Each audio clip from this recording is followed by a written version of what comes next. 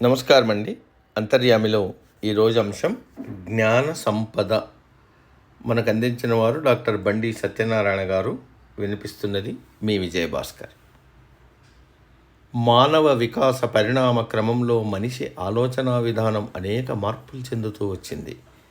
ఆదిలో ఆకలి తీరితే చాలనుకున్నాడు. తర్వాత ఉండటానికి గూడు, ఒంటి మీద బట్టను కోరుకున్నాడు. ఆ కోరికల చిట్టా నెమ్మదిగా ఆస్తులు కూడబెట్టడం వరకు చేరింది. చివరికి జీవితం అంటే ధనం సంపాదించడం కోసం అన్నట్టయింది. ఏ జ్ఞానంతో అయితే మానవ జీవితం వికాస పరిణామాలు చెందిందో ఆ జ్ఞానం మరుగున పడిపోయింది. జ్ఞానమే అసలు సంపద అనే వాస్తవం ఉనికిని కోల్పోయింది. దైనందిన జీవితంలో మనిషి చేసే ప్రతి పనికి ప్రత్యక్షంగానో పరోక్షంగానో జ్ఞానమే ఆధారభూతం. చెడ్డ పనులు చేయడం చాలా సులభం, మంచి చేయడమే కష్టం.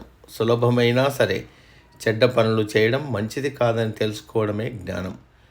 కొన్ని చెడ్డ పనులు చేయడం వల్ల తాత్కాలికంగా లబ్ధి చేకూరుతుంది. అలాంటి సందర్భాల్లో ప్రలోభానికి గురై తప్పు చేయకూడదన్న సముచిత నిర్ణయం తీసుకోవడానికి జ్ఞానమే తోడ్పడుతుంది.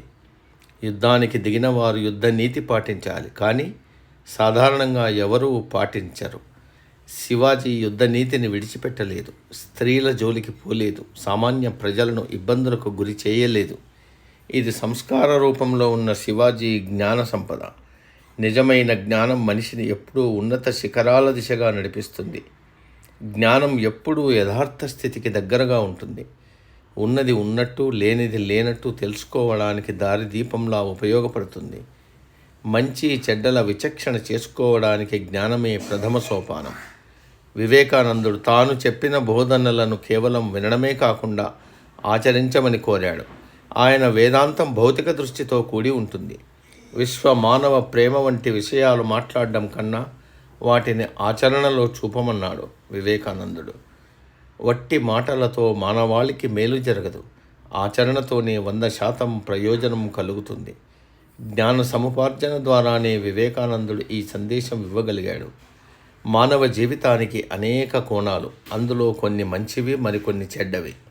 ఇవన్నీ మనిషిని నిరంతరం ప్రభావితం చేస్తూనే ఉంటాయి. పండ్ల బుట్టలోంచి నాణ్యమైనవి ఎంచుకున్నట్టు జీవితానికి ఉపయుక్తమైన వాటినే మనం తీసుకోవాలి. ఈ ఎంపికతో జ్ఞానంతో కూడినదైనప్పుడే మంచి ఫలితాలు సిద్ధిస్తాయి. జీవించడానికి అనేక మార్గాలు ఉన్నాయి. ఎటువంటి మార్గాన్ని ఎన్నుకుంటాం అనేది మన ఆలోచన సరళి మీద ఆధారపడి ఉంటుంది. సేవా మార్గాన్ని ఎంచుకున్న మదర్ తెరెసా విశ్వవిఖ్యాతులయ్యారు. దొంగతనాన్ని వృత్తిగా ఎంచుకున్న వ్యక్తి చెరసాల పాలవుతాడు. జ్ఞానాన్ని కాంతితో పోల్చవచ్చు. వెలుతురు లేని మార్గంలో గమ్యం అగోచరమైనట్లు జ్ఞానం లేని మనుగడకు అర్థం ఉండదు. ఎవరైతే జ్ఞానపథంలో పయనిస్తారో వారు ధన్యులు. ఎవరి దగ్గర జ్ఞానం ఉంటుందో వారు నిజమైన సంపన్నులు. సమాప్తం.